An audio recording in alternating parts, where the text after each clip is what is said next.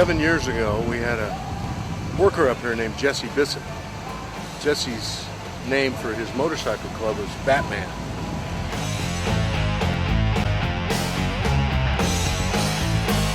Batman passed away on April 16, 2007.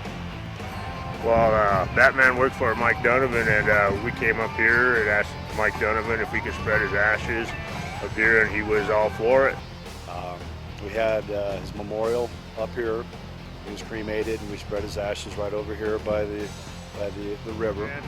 And we started this about 7 years ago, and he was one hell of a brother, and there's no one like him in the club, and he left a good impression. That's why we have the Bat Run.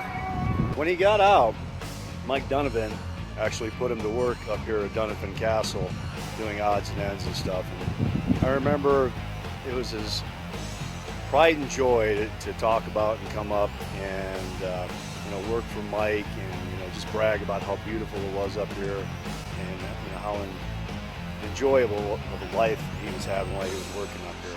Well, Jesse, Batman, he used to work here. He was part of the Step 13 program.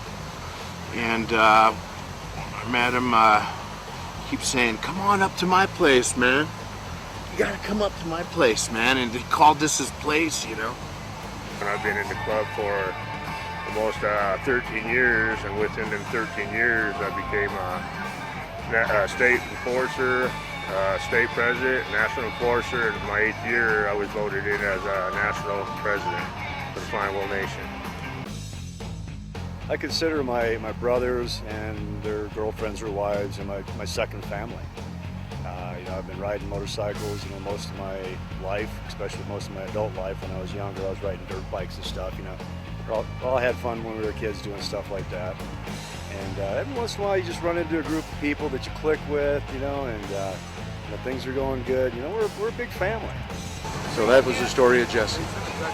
You do a lot in life that doesn't necessarily work out the way you think it's going to. Jesse was a big example of that. He was making it. He got off parole early. Everything he needed to do, he did, and he slipped up one time, and it cost him his life. So every year we come up here. He died 7 years ago on April 16th, and we have the Bat Run, and we cook hamburgers, hot dogs, have a toast to Jesse. That's what this is about. people that are alike, attract. You know what you're getting with Mike. And so I look forward to this every year. And now that he's running for governor, it's really a good thing. You're not gonna get a bunch of crud from a guy like Mike.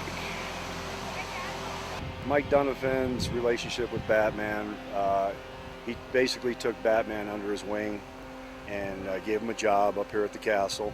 And he's done that for, I'm sure, hundreds of people coming out of, it's called Step 13, and helps them in their transition from institutional life back into society. He helps people. It's great. Yeah, I'd vote for him, and I think all of the brothers in the chapter would vote for him because, like I say, he's a stand-up man, and what he says goes. He don't like bullshit. He tells you straight up how it is. Well, there's an old adage, don't judge a book by its cover. And that's meant to say, don't look at somebody and decide who they are or what you think they are. You guys can come through, go ahead. Well, when you do that, you're going to make a mistake every time, because you're going to have a preconceived idea of who this person is or what this person's going to say or how they're going to act. And almost always you're wrong. Now, that doesn't mean that you don't create stereotypes in your life for the purpose of survival. A growling dog frothing at the mouth is a problem. But somebody wearing colors or somebody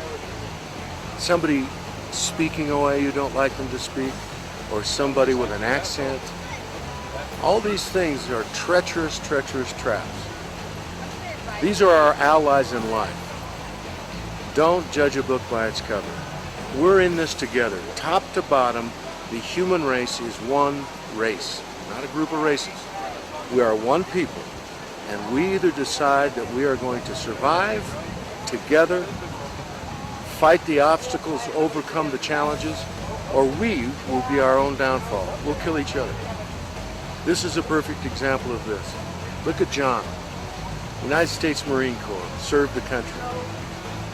How many of these guys went to jail for consensual crimes, get busted for an ounce of pot?